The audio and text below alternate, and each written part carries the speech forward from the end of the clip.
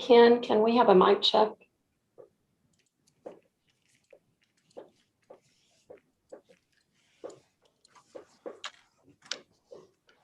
Check. Like you're muted.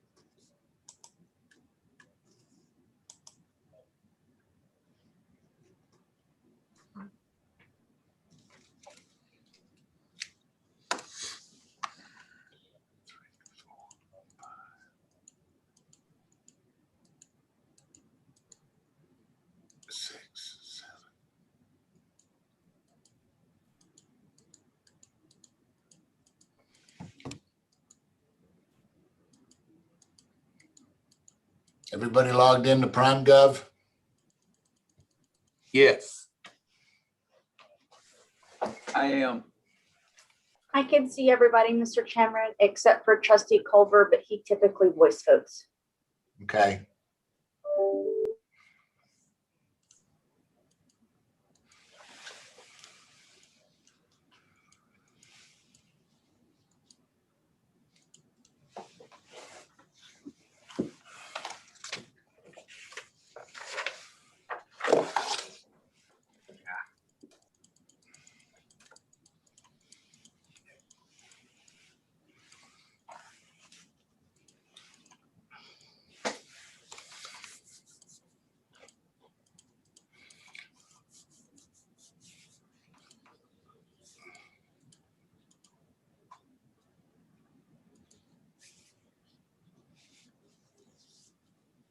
Could somebody please say something? My screen's full of Marty.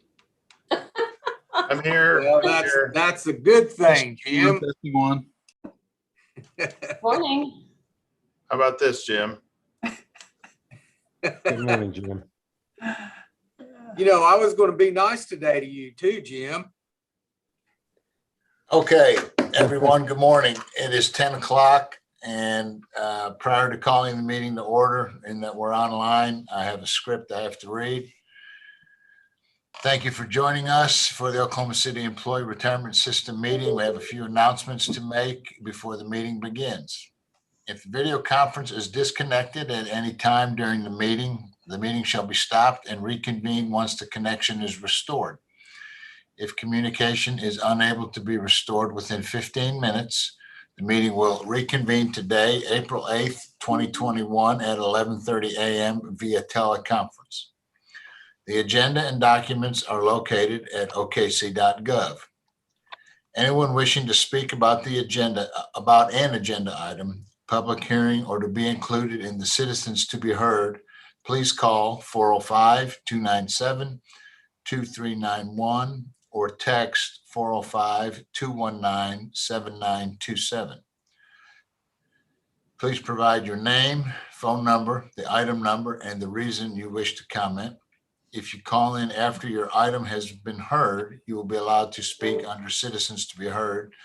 Speakers will be allowed 3 minutes to comment. I ask that all participants except board members keep their phones on mute until they are recognized to speak. Board members will be allowed to ask questions or comment at any time during the meeting. So with that, I will call the April 8th, 2021 meeting to order. Item number 2 on our agenda is to approve the minutes of the meeting of March 11th, 2021.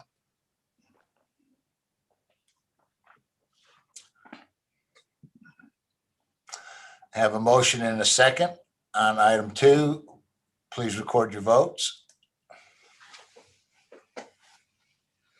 Trustee Culver, how do you wish to vote? Yes.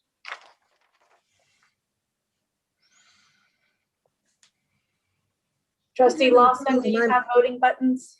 I do It not. did not pop up on my screen. All right, Me press- either. Press escape on your keyboard, and then you may have to click the Chrome button because Zoom likes to take over our screens. Okay, repeat that, please. Press escape on your keyboard. And you may have to click your Chrome button down on your start tray to be able to see PrimeGov. The com button down on, The Chrome button for your internet browser. not seeing that. I'll go ahead and vote approve by voice.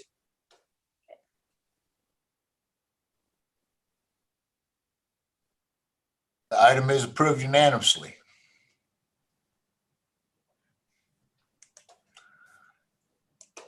Item number 3 is the consent docket.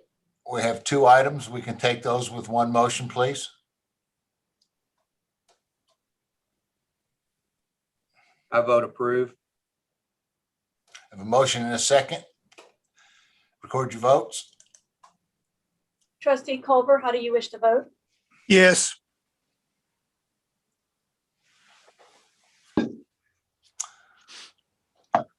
Item is approved. Item number 4 on the agenda is to ratify approvals. We can take those with one motion. Trustee motion. Lawson, vote approve. Have a motion and a second on item 4. Record your vote. Trustee Culver, how do you vote? Yes. Item is approved.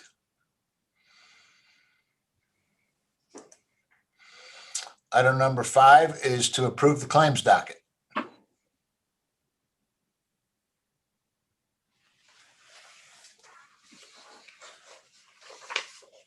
Have a motion and a second on item 5. Record your vote. Trustee Lawson approve. Trustee Culver, how do you wish to vote? Approved, yes.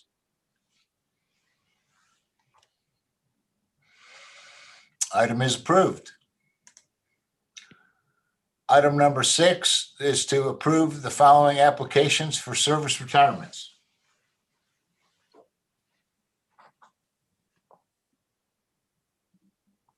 I have a motion and a second on item 6. Please record your vote. Trustee Culver, Approved. Trustee Lawson, Approve.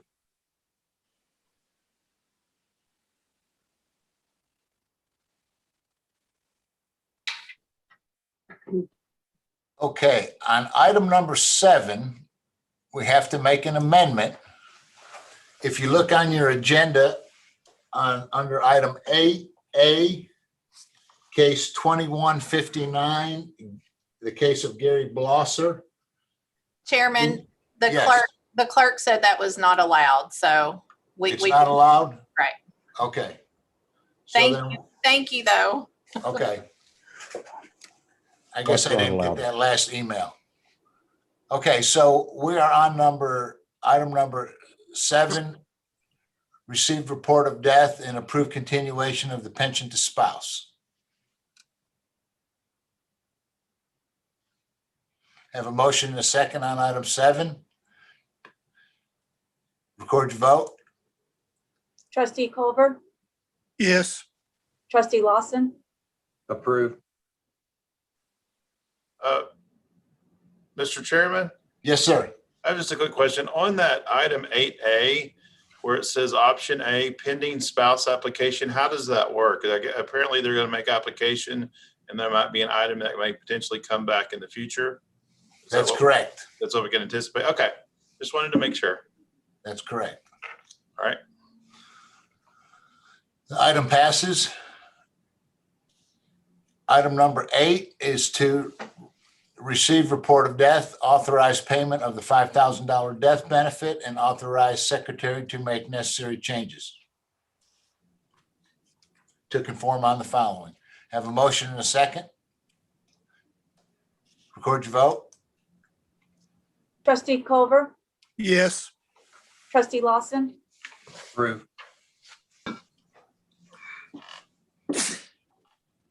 Item is approved. Item number 9, receive report of death, authorize secretary to make necessary changes to conform on the following. Have a motion and a second on item 9. Record your vote. Trustee Culver, yes, trustee Lawson, Approve.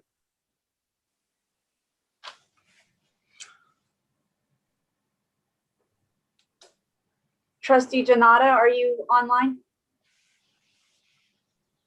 You're muted. I am. Would you like to vote on this item? Yes, approved.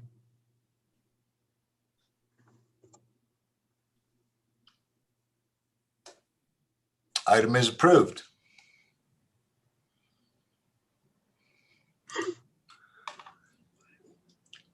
Item number 10 is to approve the following applications of vested rights. The one item. Have a motion and a second on item 10. Please record your vote. Trustee Culver, yes, trustee Janata, Yes, trustee Lawson, Approve. Item is approved. Item number 11 on the agenda is items for individual consideration. Item 11A is approval of sending attendees to the International Foundation of Employee Benefit Plans training program to pursue the Certificate of Achievement in Public Plan Policy for Employee Pensions, July 13th through 16th, 2021 in Chicago, Illinois.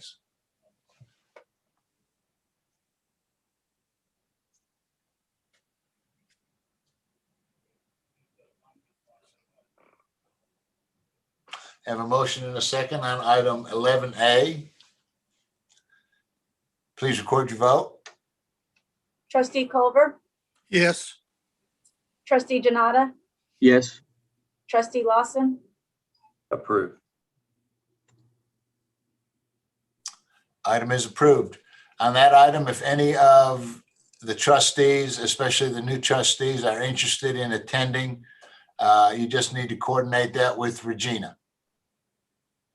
So get with her as soon as possible if you are interested in attending. Item number 11B is the authorization of a one-time stipend for full-time Oklahoma City Employee System employees. Just as your item indicates in your packet, on March 30th, the City Council unanimously approved a one-time stipend of $1,200 for all full-time city employees. That was approved by the City Council, and we are asking approval for that to also be the case for the retirement systems, 3 full-time employees.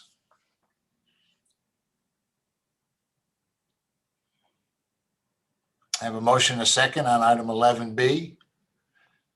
Please record your vote.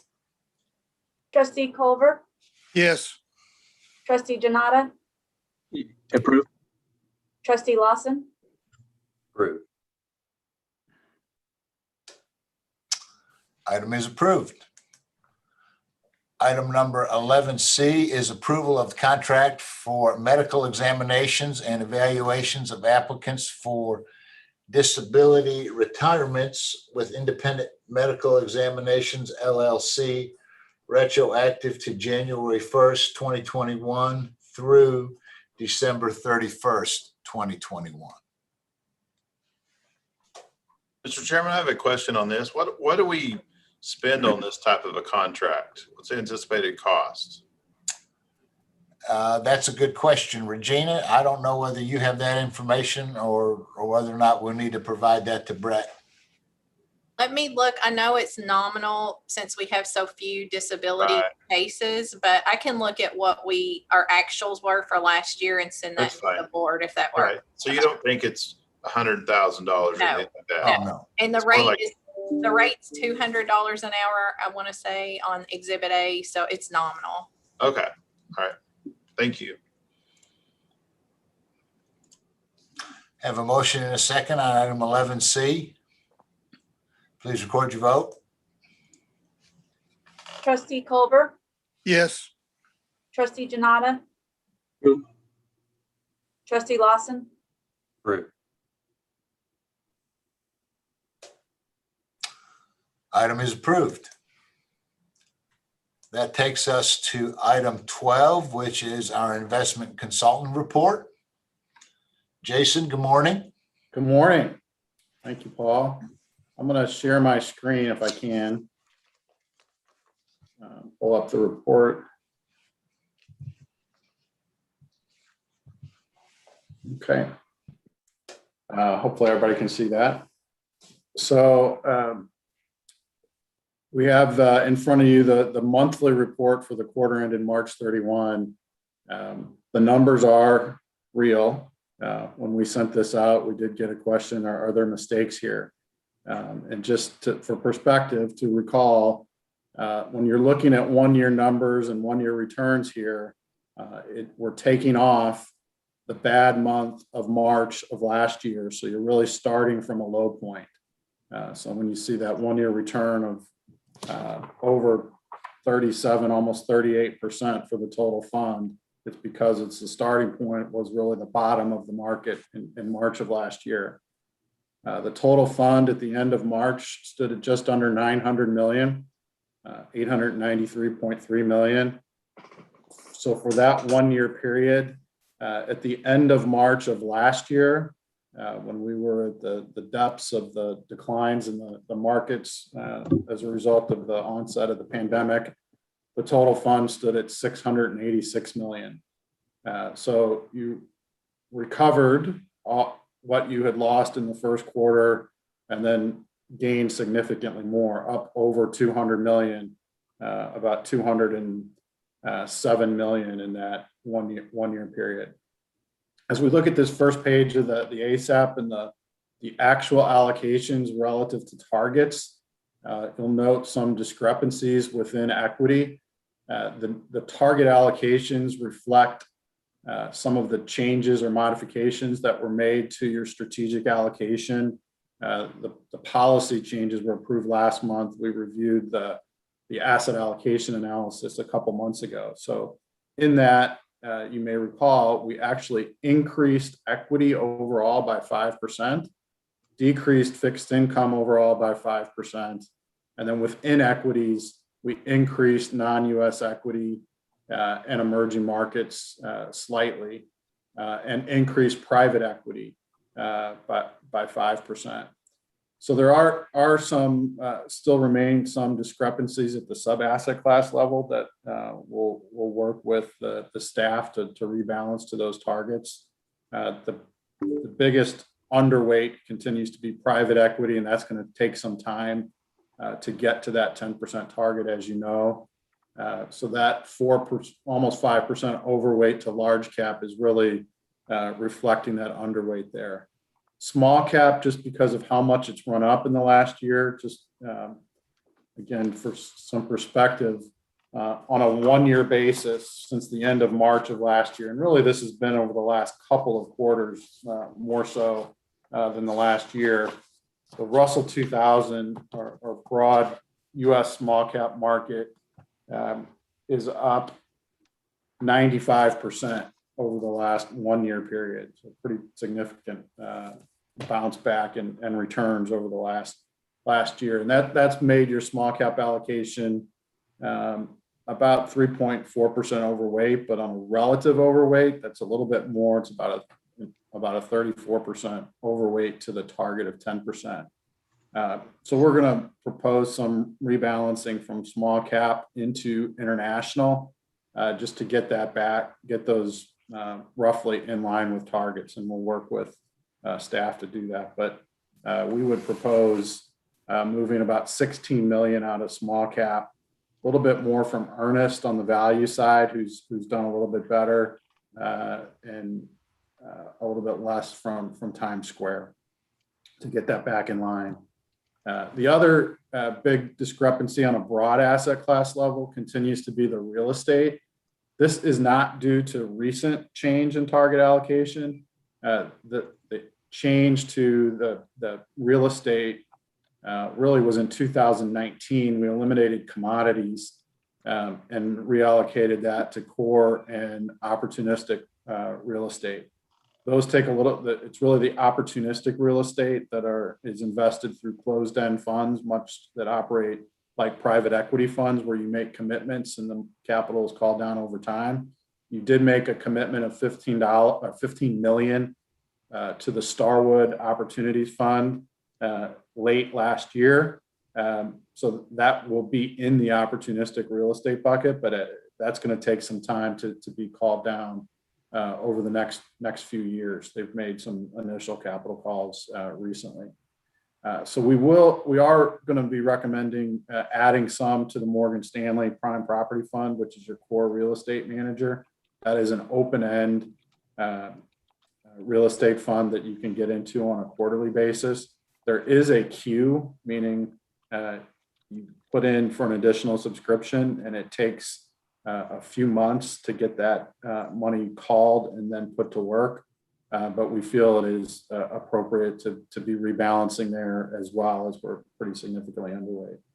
And then the cash, and Regina, you might need to help me here, but at the end of March, the cash was at 21.5 million.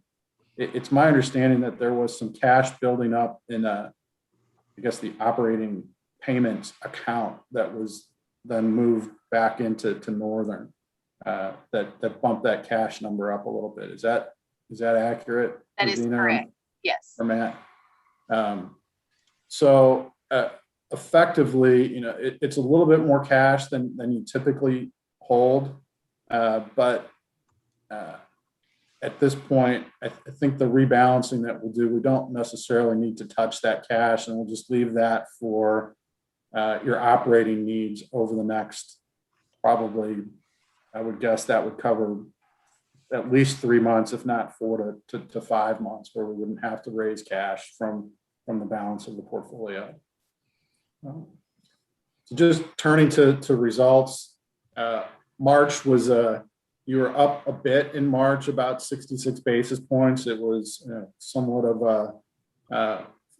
more of a flat month. Up the overall portfolio, our overall policy index up 1.4%, trailed a little bit, but as you can see in the 1-year numbers, can continue to be significantly ahead of the policy benchmark, and just on an absolute basis, very strong returns. The portfolio net of fees, which is that second number, up 37.23% relative to the policy index, up 33.2. So just really strong absolute returns as the markets have really rebounded, coming off the lows of February and March of last year.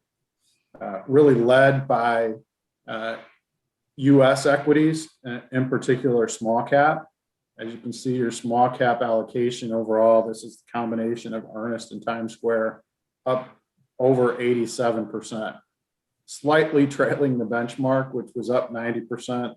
Clearly no concern here. A lot of that has been in the last or the first quarter of this year, and going back into the fourth quarter of last year, as we've really seen a rotation from growth into value. You may recall that your small cap allocation has had a pretty sizable advantage over the benchmark for a number of years. And that's primarily been due to the more relative value approach of Earnest. They're not a real deep value contrarian manager, so they do have some growth characteristics in that portfolio that was beneficial for the period up to really November, before we saw the massive rotation into cyclicals and companies that really benefiting from the expected economic recovery. And they've lagged a little bit since then, as has Times Square, but still up almost 8% on the quarter.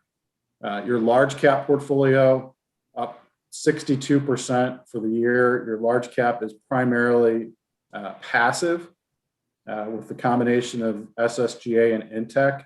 Intech is a very benchmark risk controlled strategy, but they do they build that portfolio, construct it from the securities in the Russell 1000 index, but based on their mathematical volatility capture approach, which sounds pretty complicated, but effectively what they do is allocate a more equal weight to all of the securities in the benchmark, and it tends to overweight companies with a smaller market capitalization in the large cap benchmark.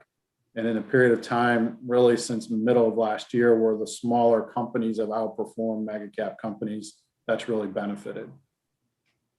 On the international side, your international portfolio combination of Lazard and Harding Loevner up 51%, getting nice excess return there. The benchmark, EFI benchmarks up 45%. And then emerging markets have been very strong, up 70% and outperforming the EM benchmark by 12%. And a lot of that's come from Wasatch, which is a smaller component of your emerging market allocation, but it's a small cap focused manager. And much like domestically, small caps globally have outperformed in the recovery over the last several months. And finally, the fixed income allocation, those one-year returns, while certainly very modest when we compare that to what we've seen from equities over the last year, you've got a 9.6% return from your overall fixed income allocation, whereas the US investment grade market is up about 71 basis points. If we went back and looked at this same report at the end of March of last year, this would have looked very different, with your fixed income lagging probably not by 800 basis points, but by probably 300 basis points.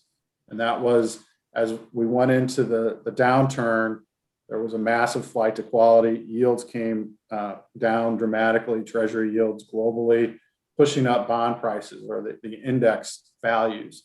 And your portfolio has a lot less interest rate sensitivity. Since then, as spreads widened out across credit sectors, across currency, and then you started to see rates ticking up pretty substantially in the last quarter, with the 10-year going up close to 100 basis points off the bottom, your much lower interest rate sensitivity has really benefited in that period. You don't see it quite so much in the quarter number, down 3.3%, and that's really where we've seen rates rising. But the two managers in particular that you've really benefited from, one is your newest manager, PGIM, which is the liquid absolute return strategy. You'll see it's down 76 basis points, compared more the T-bills plus 3% is a return objective, not a benchmark over time. But really that piece, this manager is a strategy that's designed to be, number one, more liquid than where it was coming from, the PAMCO hedge fund strategy. This is daily liquidity versus quarterly liquidity in a hedge fund wrapper, and much less expensive than what we had with PAMCO. PAMCO is winding down. We're fully liquidating from that. That $5 million remaining there is really the audit holdback and some other capital that's a little bit less liquid that will be coming back over time. But really, as you see on this quarter, that negative 76 basis points relative to the broad investment grade market, which we're comparing your overall fixed income to, it's been a pretty significant additive over that period of time. And that's really what we're looking for there. And then finally, the Brandywine global bond strategy, as we've seen the dollar start to give up relative to some foreign currencies, that non-US exposure within fixed income really helped in getting a pretty big bounce back over the latter half of the year. Finally, I just want to touch on, it was a pretty active month within the private equity allocation. Did see a number of capital calls and distributions. The biggest distribution coming from your Mesero fund. That's a very mature fund that was actually your first foray into private equity in 2009. So this is a totally mature fund. It's fully invested, and really what you're seeing now is they're harvesting the investments in that portfolio and distributing capital back to you.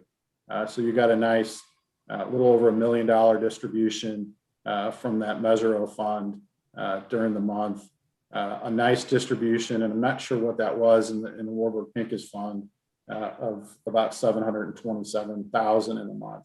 So overall in the month, cash outflows is new investments in private equity.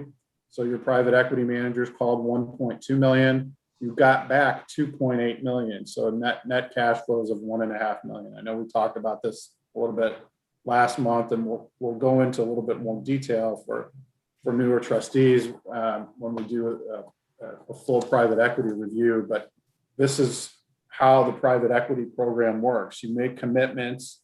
These managers call down the capital over the first 3 to 4 years of that fund. And you'll see the Mesero fund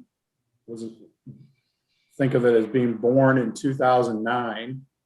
And 2021, it's winding down its operations and sending capital back to you. The more recent funds, and which you'll see a significant amount of your commitments have occurred really in the last couple of years. So this is a fairly, what we would consider a very young private equity program. It's very immature, where you're really just putting money to work. And as we've doubled the target allocation, it's going to take some time to get there, but really seeing some benefits there this month, where you're seeing these managers the older funds able to take advantage of capital markets and get some nice exits in their portfolio. So again, we will work with staff to do a little bit of rebalancing to get closer to the targets, taking from small cap primarily, proposing 16 million coming from small cap, 11.5 million from Earnest, and 4.5 million from Times Square, to go equally 8 million each to Harding Loevner and Lazard to get that international. That'll get that up to right about 11%, and it'll bring the small cap down a bit, which is just consistent with your target allocation. And then we're also proposing, but this will take a little bit longer, but proposing to get in the queue with Morgan Stanley. So what that means is you put in for an additional subscription. We're recommending you put in for an additional subscription of $14 million, which would get you right to the target of 10%, a little bit above that 10%, 10.2% as it stands today. But our expectation is that wouldn't be called for a couple of quarters, but we need to get in line now to get that moving. So all of these are just consistent with the strategic target allocation changes that were made last month. Any questions on those? Yeah, Jason, that was good to hear that our private equity funds are starting to pay off.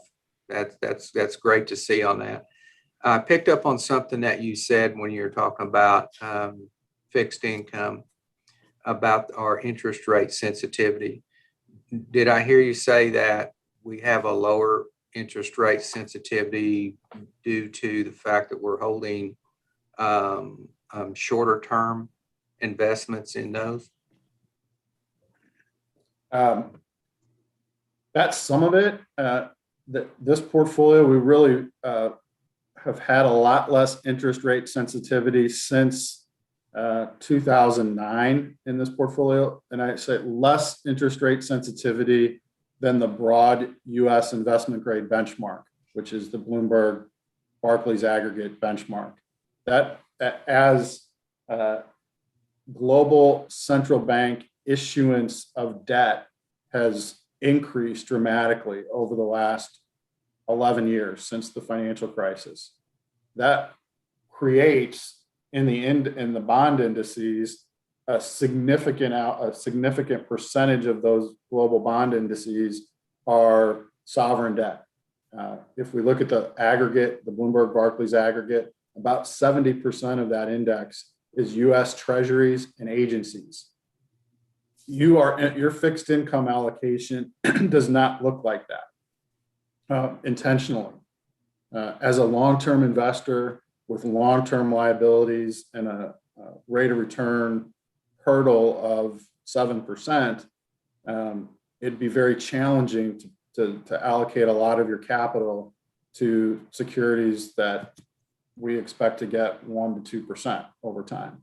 But we can't abandon fixed income for all of the reasons that you have fixed income to begin with. It provides principal protection in more challenging market environments. It provides income, and it's just a lot less volatile than equities.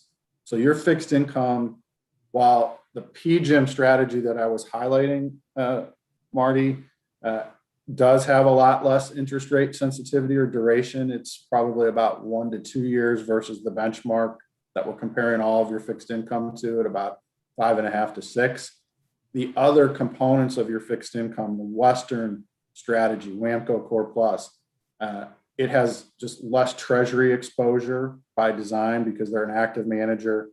They have more credit, both investment grade, corporate bonds, structured product, which is mortgage-backed securities and asset-backed securities, not government related, and the ability to go into high yield or below investment grade when that's attractive, non-US and emerging market debt. And then also the Brandywine strategy is a global bond strategy that is diversifying away from solely US interest rate risk. You have other currencies, other foreign bond risk. So it's a lot more diversified than the market. And we think for a long-term investor that needs a 7% return, if you're going to have bonds, we need to be doing some things a little bit differently than just relying on rates, which for many years,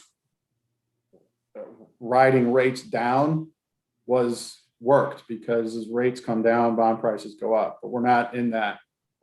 That's not the environment today, nor has it really been the last 10 years, even though we've seen rates continue to go lower from 2009 till to today. Relative to history, we're still in a very low rate environment. So having less interest rate sensitivity, we think is important. Very good answer. Thank you. Does anyone else have any other questions for Jason? Yeah, Jason, this is Randy. Have you guys updated your ADV? Yes. Okay, I think that went out. Hopefully Regina got that. I think it went out last week. Okay, could I get a copy or a link to that, please? Sure. So what Randy is referring to is the ADV is for a registered investment advisor with the SEC. That's your annual regulatory disclosure document. We, as a SEC registered investment advisor, we file that once a year. There's no changes to our business and disclosures that we're making. So, but I'm happy to send that out to you, Randy, and Regina. You should have received that from Bobby Weeks in my office. Thank you. Anyone else? Okay. Item number 13 is comments from board, staff, and citizens. Anyone have anything for the good of the cause? Yes, I have one comment, Mr. Chairman. I'd just like to thank Jason for his service on this board. That when we have questions, like I'm a new member here and trying to sort through things, I really appreciate the quality of the answers that you give and the patience that you have with us to see through that. So I just want to thank you for that. Thank you, Jason. Thank you, Marty. And I'd much rather be giving these answers in person than via Zoom. So hopefully we'll have the opportunity to do that this year. again. Let's hope so. Anything else? I sent Okay, I sent an email to everyone, but I just wanted to kind of have that on your calendar for the Oklahoma Public Funds Conference also. It's typically at the end of September, the firefighters pensions hosting this year, and they're targeting the 29th of September through October 1st. So, Well, can we go back and vote to receive the report? On item 12. sure. Chair will entertain a motion to receive the investment consultant report. I have a motion and a second. Please record your vote.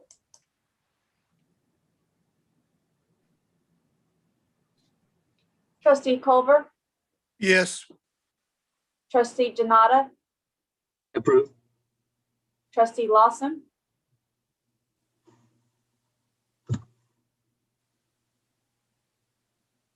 Marty, you're on mute. Approved. Mickey, I closed PrimeGov already. how would you like to vote, Yeah. trustee Williamson?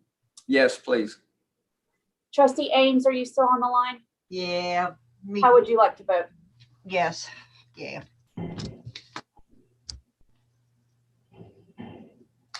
Item is approved. Sorry about that, Amy. I won't let that happen next month. Okay, with that, we are adjourned at 10:39. Thank you, everyone. Thank you. Thank you. Everyone. Thank you.